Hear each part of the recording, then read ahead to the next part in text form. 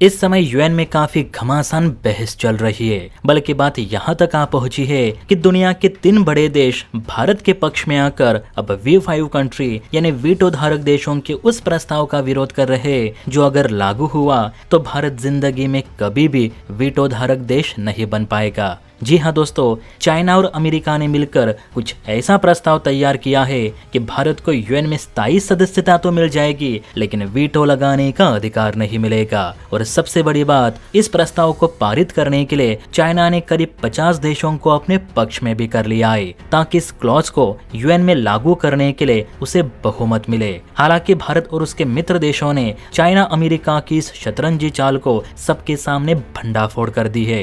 तो बहुत ही बड़ा अपडेट है, इसे मिस मत करिए। तो देखिए, लेटेस्ट मीडिया रिपोर्ट्स के अनुसार भारत ने संयुक्त राष्ट्र सुरक्षा परिषद में सुधार के तहत स्थायी सदस्यता के लिए 2 तरह के सिस्टम बनाने का कड़ा विरोध किया है। थोड़ा आसान भाषा में समझे तो चाइना जैसे वीटो धारक देशों ने 2 टियर यूएनएससी रिफॉर्म नामक एक क्लॉज मतलब एक प्रस्ताव यूएन में पारित करने का प्रयास कर रहे, जिसका भारत समेत G4 देशों ने जमकर विरोध किया। अब विरोध इसलिए किया क्योंकि इस प्रस्ताव में ये लिखा गया है कि इस प्रस्ताव के तहत जो देश यूएन में स्थायी सदस्यता की मांग कर रहे उन्हें स्थायी सदस्यता तो मिल जाएगी, लेकिन वीटो लगाने का अधिकार नहीं मिलेगा। वीटो अधिकार पहले की तरह चाइना, अमेरिका, रशिया, फ्रांस और ब्रिटेन के पास ही रहेगा। अब इसके पीछे चाइना ने यह तर्क दिया है कि वीटो एक खास पावर है जिसका इस्तेमाल बेहद एक खास मौकों के लिए ही किया जाता है। अगर कल को 10 नए देशों को वीटो पावर मिली तो ये देश बिना सोचे समझे अपने निजी हितों को पूरा करने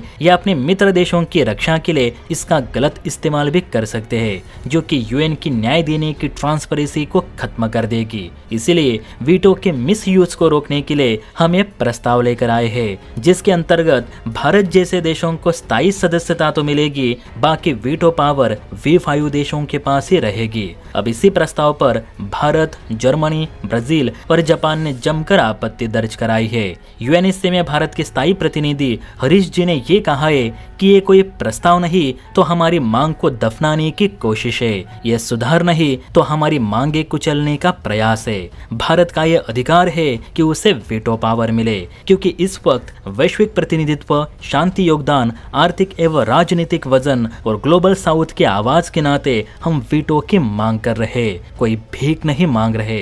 हम यूएनएससी में सुधार करके इस मंच को फिर से बेहतर बनाने की कोशिश कर रहे, लेकिन V5 देश अपनी सत्ता छोड़ने को तैयार नहीं। चाइना जैसे देशों को ये याद रखना चाहिए कि यूएन 190 देशों के योगदान से बना है, ना कि 5 देशों की राजनीति से। इसलिए हम इस 2 टियर यूएनएससी रिफॉर्म प्रस्ताव का समर्थन नहीं करते और इसे लागू भी नहीं करने देंगे। अब भारत के पीछे अन्य G4 देशों ने भी इसका कड़ा विरोध किया। जर्मनी के विदेश मंत्री योहान वाडेफुल ने कहा कि V5 देश ये चाहते ही नहीं कि G4 देश उनके साथ वीटो की कुर्सी पर बैठे। ये देश आज भी अपने मनमानी तरीके से यूएन के पावर्स का फायदा उठा रहे।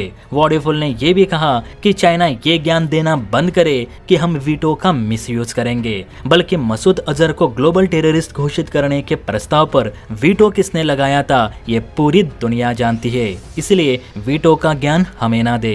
वाडेफुल का कहना है कि इस लड़ाई में जर्मनी और अन्य G4 देश भारत के साथ मजबूती से खड़े हैं और तब तक रहेंगे जब तक कि हमारी मांगे पूरी नहीं हो जाती। अब मेरे हिसाब से G4 देश चाइना के इस प्रस्ताव का विरोध करके एकदम सही कर रहे, वरना आप ही सोचिए, भारत को यूएनएससी में परमानेंट सीट मिल भी गई लेकिन वीटो पावर नहीं मिली तो इसका फायदा क्या हुआ? आप ही कमेंट करके बताना।